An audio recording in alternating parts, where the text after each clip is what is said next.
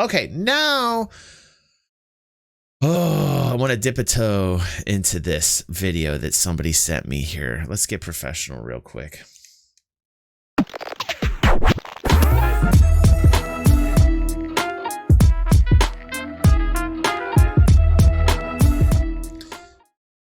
All right, it comes about that there are times when videos are made that slightly trigger me a little bit. And before anybody rushes to the I'm a SC fanboy crap excuse of why I get tilted by this, that is not the reason why. Okay, this video is entitled Why the Most Expensive Video Game Will Never Be Released, and it's in reference to Star Citizen. And I can hear it now. There's going to be tons of people that are going to be like, DG is a Star Citizen fanboy and that's why it gets triggered. No, absolutely not. If you followed the channel for any amount of years with me, I've had my up years with Star Citizen. I've had my down years with Star Citizen. I have given it criticism when criticism is deserved. I have been labeled a naysayer. I have been labeled a white knight. I have been labeled everything that you can imagine because I'm the type of person that deals in rationalities. And as time progresses and I see the development hit, I either will give it the criticism it deserves or the praise that it deserves. So anybody that has followed me for a long period of time knows this. Now, this video, again, is called Why the Most Expensive Video Game Will Never Be Released. And I'm going to kind of go over this. I've watched it once. I'm going to watch it with you guys. It's got some relevant points, but I'm just going to go over it right now with you guys. You've been working 7 days a week, all year round, taking only a few holidays and being told constantly that your work needs to be changed. 2 guys on your development team have had to quit due to almost having mental breakdowns. You're working on what could be the greatest game the world has ever known, perhaps the most complex game ever created. Well, partly created, because every time you get close to finishing just one part of the game, you're told it's just not right. In fact, you're starting to... Okay, so that's in reference, obviously he's referencing Chris being very detail-oriented right there. Feel like you're looking for a pot of gold at the end of a rainbow, chasing your own shadow, being asked to believe in something that doesn't actually exist. This is... So they're comparing Star Citizen to Santa Claus right now. This is what's going on. It's the story of the most expensive game never created. First of all, modern video games are very expensive to make, and they take a long time to complete. Okay, and I'm not, listen to me, I'm not going to crack on the guy making this video right now. I know it takes a lot of work to make these styles of videos. I know how much work it takes. I'm a content creator. I don't put this much time into making anything because I wouldn't even know where to begin. So he does all these graphics. This is what this guy's shtick is. He does like these videos with the graphic, the 3D animated dudes. I get it. So that's like the highlight. That's like what draws the eyes to the videos. Oh, look, there's moving people and there's graphics and bing, bang, boom, boom, boom, boom. Okay. I think some of the points he makes are a little shallow and not very educated in the game itself because I know he doesn't play the game. I know he's not involved in the project. I know he doesn't know the details of the project. I know he kind of glossed over everything and kind of like put out the very basic general kind of negative slant towards Star Citizen by just some of the things he says. Let's keep going. Let's keep going. Here at the Infographics Show, we actually know a guy who spent years working on some very big video game titles. He had 2 nervous breakdowns in those years and said developing video games was the most stressful environment he'd ever worked in. We guess making games... Okay, I knew... So he's backing his thesis up on knowing one guy. So first off, here's the thing that I get really triggered about, right? He takes the thesis of knowing one developer who got completely stressed out and worked on it forever and the game never come out. He's going to go off of that as like one of his backing statements on his thesis that the game's never going to be released because of that particular thesis. That's how he starts it out, which is really like a really lame way to start out. Like why Star Citizen will never be released. Like one developer. I knew a developer. His name was Tony. Let me tell you about Tony. Tony is now 73 years old. He started this game back in 1984. Tony was a skinny, athletic man. Lots of women love Tony. He worked on this game forever. Unfortunately, Tony had a nervous breakdown. Now he has dementia and he doesn't know his own name. Like, it's the one, you know, like, oh, sounds like a really fun job, but trust us, playing them is not like making them. So you have these big teams of developers working really long shifts and going out of their minds. They need to be paid a fair bit of money for this, and then after that, and we know that there's been some inner discord between like Cloud Imperium employees. We talk about that in the past. Like, we know there's a lot of people that don't like the working environment, but there are a lot of people that do like the working environment.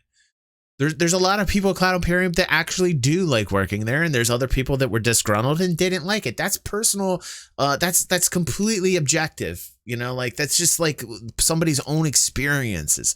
Some people like working there, some people didn't like working there. You know, but he's going to focus on the people that didn't like working there. And you've got marketing and packaging and office space to pay for. You might have a team of, say, 150 core people to make a complex game such as Grand Theft Auto, and they might be working on it for 3 to 4 whole years before any cash comes back. Grand Theft Auto 5 is estimated to have cost anything from $139 million to $200. This comparison with Grand Theft Auto and Star Citizen drives me bonkers too. Every time I see somebody try to like debunk Star Citizen becoming a reality, they're always comparing it to GTA 5. Why? Because it's one of the most expensive video games out there to be developed. Okay, great. It's not the same thing. You're comparing apples to oranges. Star Citizen is an open world that contains multiple GTAs. Like, it contains many cities, many planets, it contains many things. So people are going to say, well, but DG, there's only one system out. That one system is larger than GTA by 100 at least, by volumes. Like, what's out right now is larger than GTA 5. So like, I don't get the comparison. I don't get it. Right, they're also leaving out the inflation of money as well, you know, because this 270 million is probably more along the lines of like 320, maybe even a little bit more because of the inflation over the past couple years. Doesn't matter. I'm not worried about that. I'm just talking about the fact that like they're comparing the scale is off the charts on what Star Citizen is versus what GTA is. There's no comparison. There's no way to compare it that way. It's not an accurate base of any means in which to compare something that is like this is apples and oranges. $270 million to make. The good news is it also made tons of money for its publisher Rockstar Games. That was to the tune of about $6 billion in total revenue. The game Destiny cost about $500 million to make and market, which is more than any movie that's ever been made. Okay, so it can be costly to make a game, and of course it's a big risk, and it certainly paid off for Rockstar with their Grand Theft Auto franchise, and we reckon Nintendo with its Super Mario franchise has a bank full of billions in gold coins. But imagine this for a second. You're spending years and years on a game you and lots of... Why does that animation remind me of Jared? I'm sorry, Jared. I love you, dude. What is it? Like, I love that. I love... Overworked, stressed out, Jared, Adderall-eating developers, and you just can't finish the thing. It's like the search for the Holy Grail, but not quite as exciting. Maybe a better comparison would be Quarantine with a computer. The game we're talking about is called Star Citizen, and its story is mind-blowing if not confusing. You see, back in 2011, when this game got off the ground, it did so only with the help of the public. It had raised $2 million in crowd. Well, I mean, and that's like, we're glossing over that. Like, this is the first game that has been this successful, that is crowdfunded, has raised this much money, you know, because people believe in the project. So, I mean, like, you could focus on the positive and the fact that, like, you know, there's a lot of people that want a game that has no limits. Of course, there's going to be some type of limits to the game. We'd be naive to think that there's not going to be. But like, this game's going to, or what we want this game to be, is a limitless experience. It's, again, you know, why this game has banked. That's why this title has made so much money, and is also like open and vulnerable to a lot of criticism. crowdfunding by 2013, and the bosses said, okay, now we can start. Developers start writing code. And that was 7 years ago, and you know those guys, the ones that lasted, are still at their stations, no doubt now on an Adderall drip. The team of guys in charge of making this game belonged to a company called Cloud Imperium. They've been busy getting more funding, and believe it or not, they're now at around $328 million. That makes it the most expensive game ever in terms of development. The game Destiny might have cost around $500 million, but that was the full.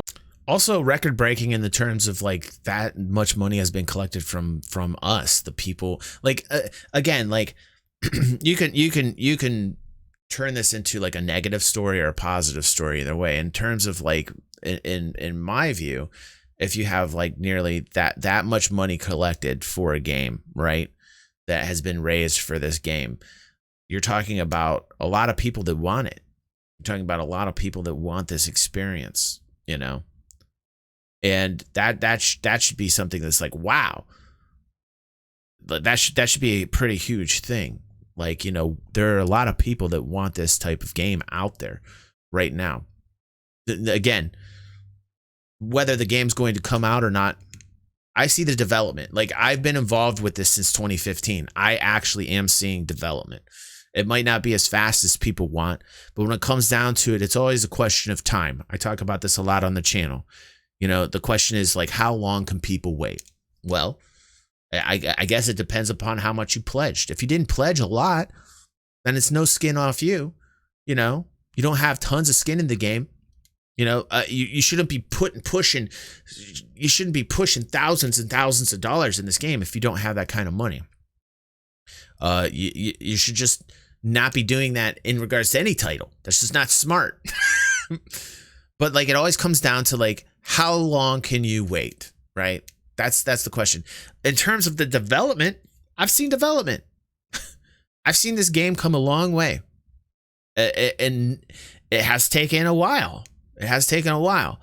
But like, that needs to be acknowledged that there has been development.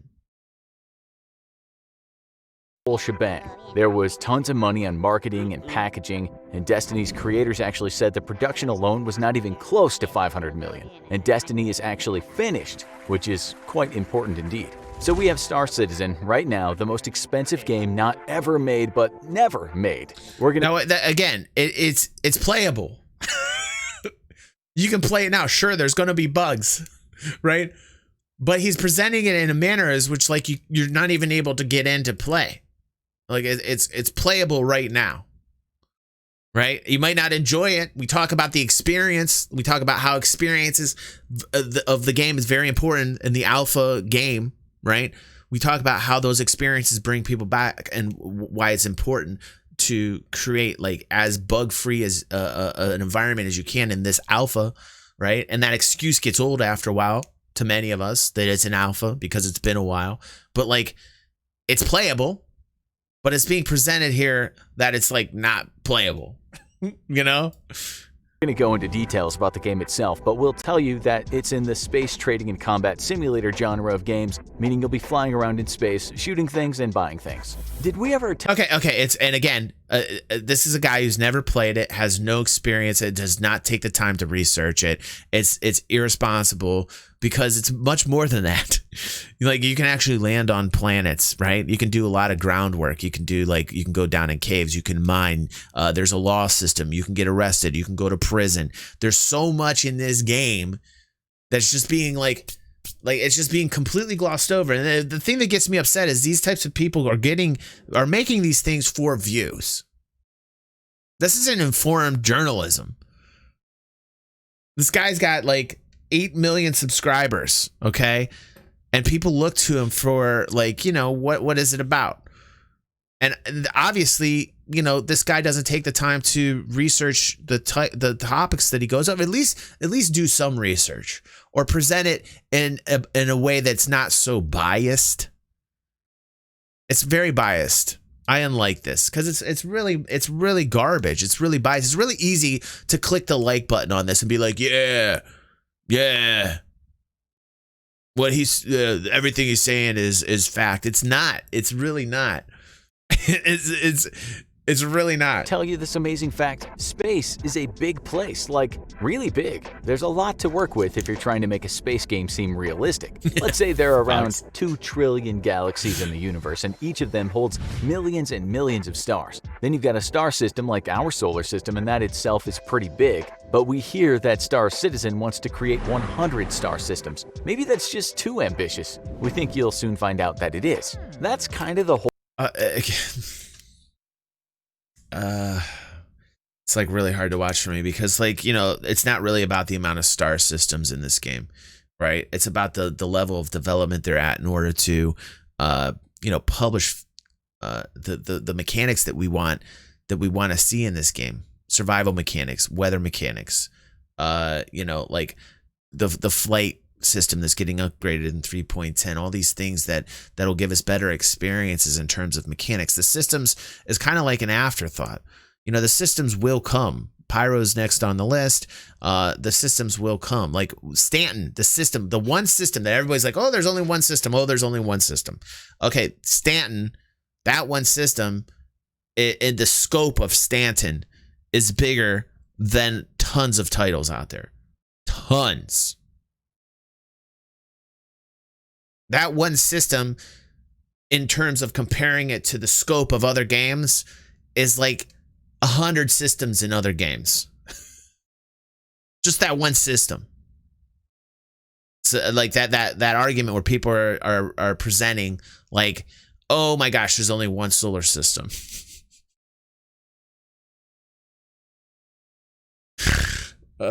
Shit.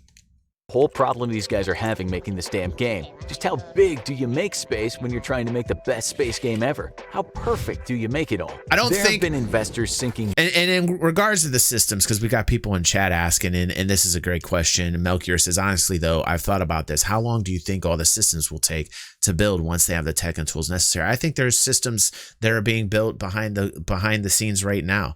I think there's actually systems that are pretty close to being done because of Squadron 42. We went over in 2016. We went over Terra. The planet of Terra, and there's a city there that's already been planned and developed that we leaked that out in 2016.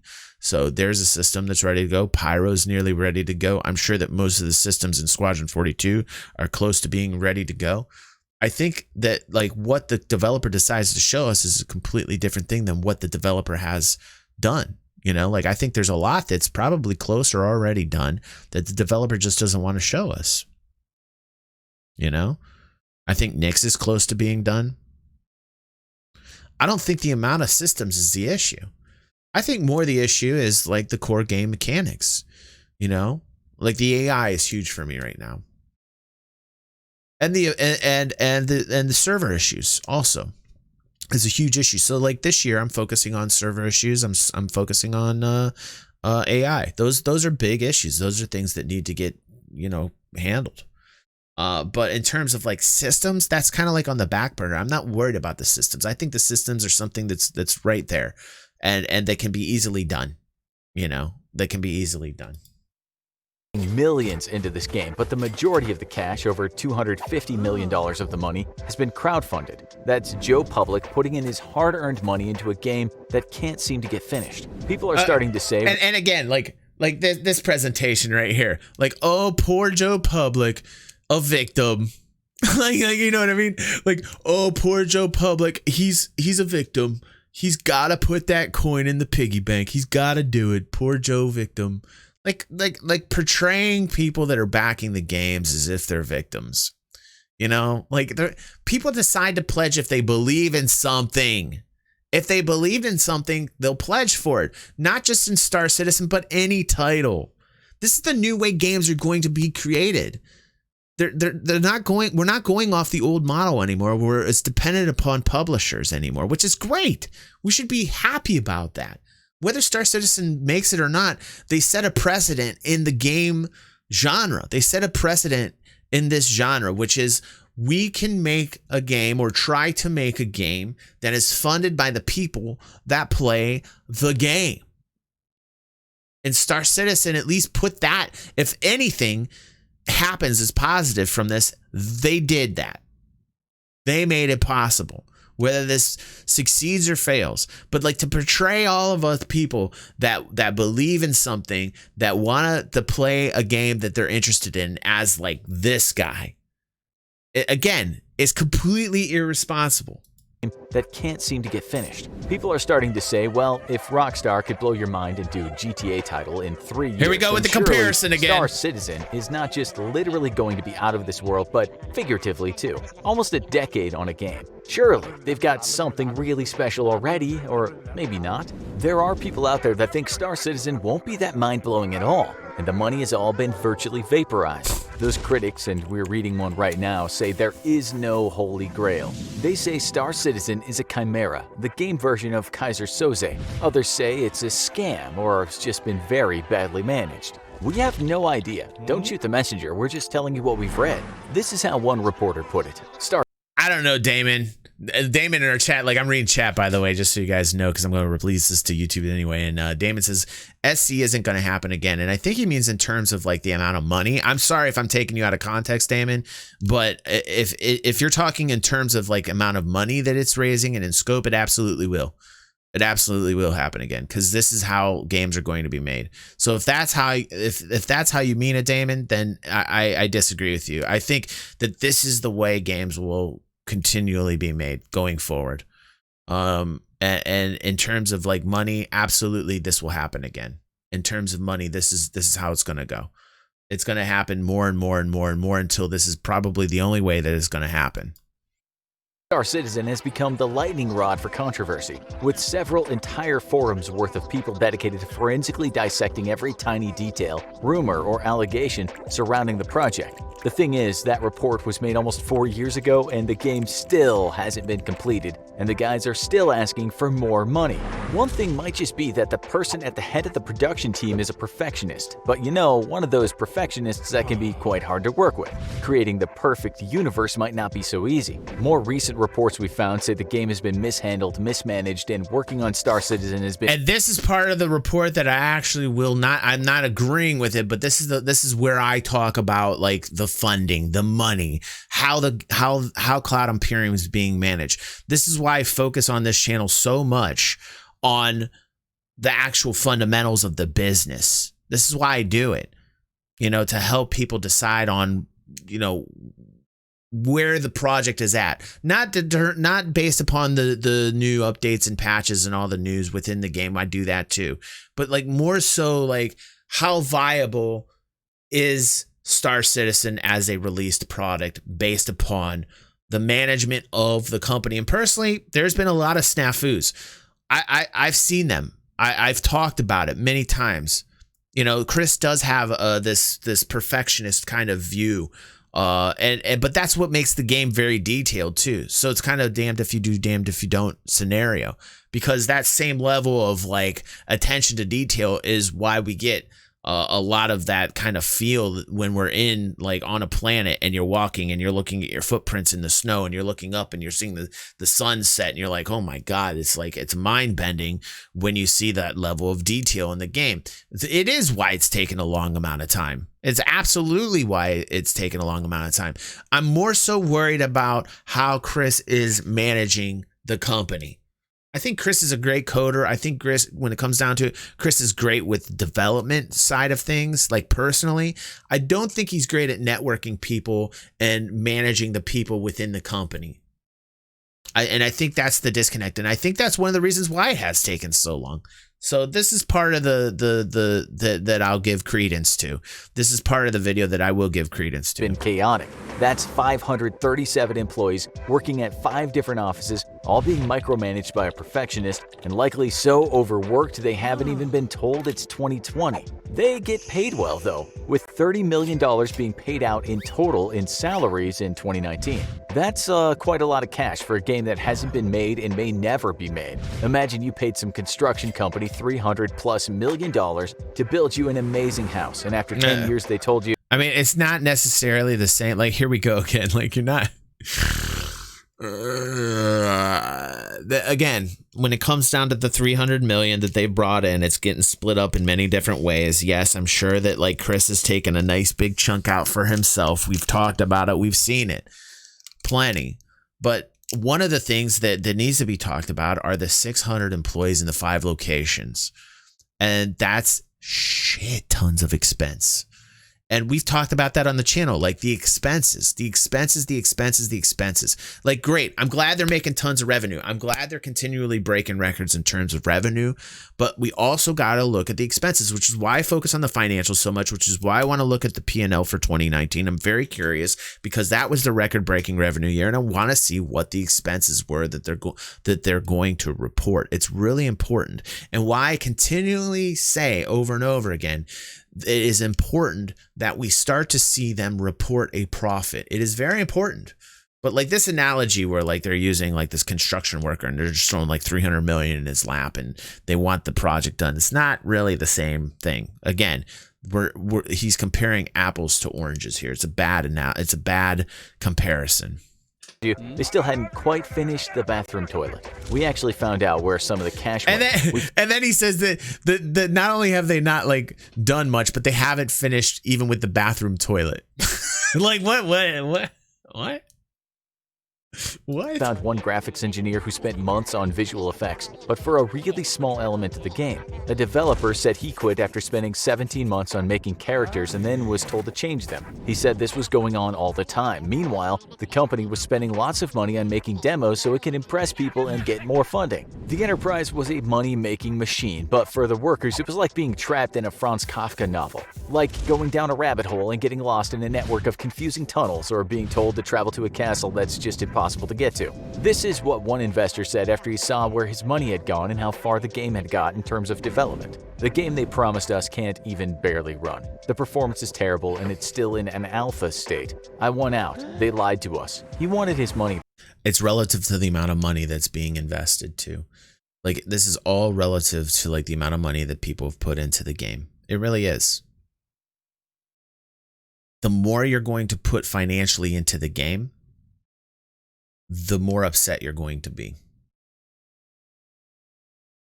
And I also think that in terms of like scope and the development and the amount of years that this has taken, a lot of it can be accredited to the fact that the company itself has not been managed perfectly. But there has been development. We've seen steps in the right direction. It's not a complete farce. It's not like something that you can't play. It's not something that is it is something that is playable. There are some issues with it. There are bugs. Like there are bugs in the game.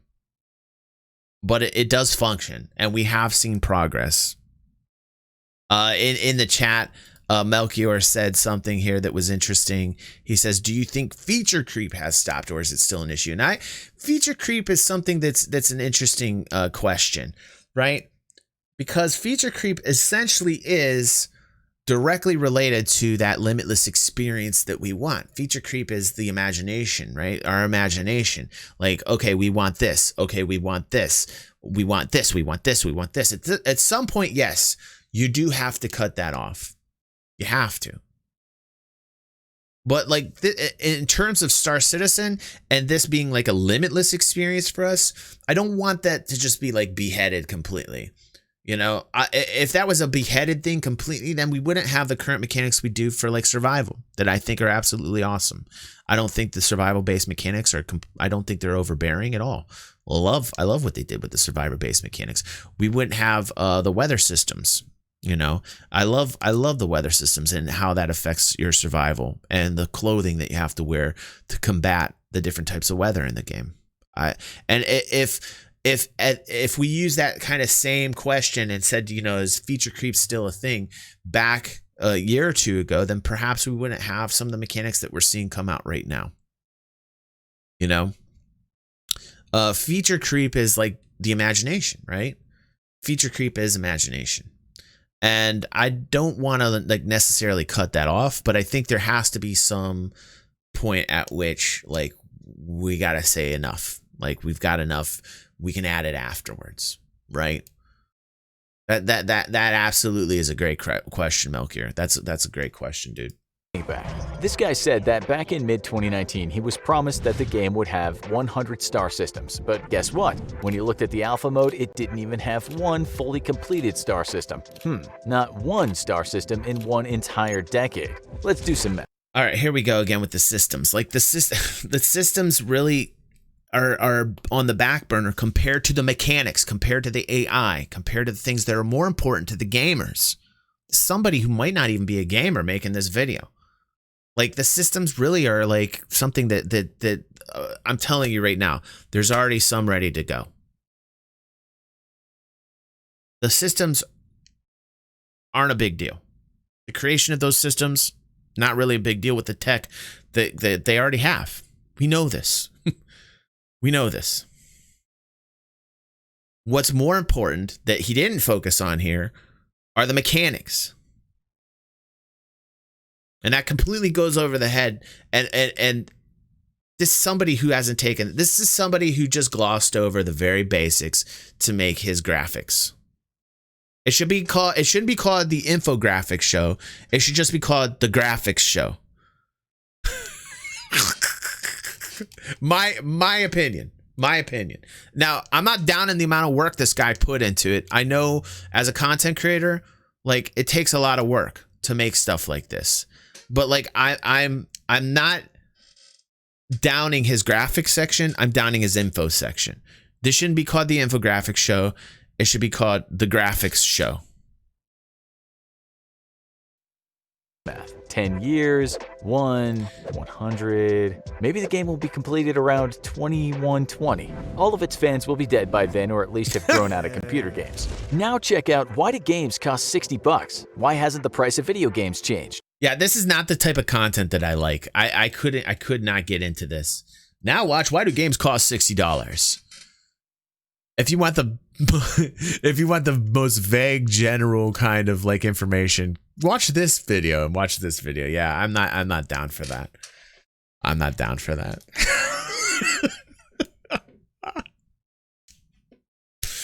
All right.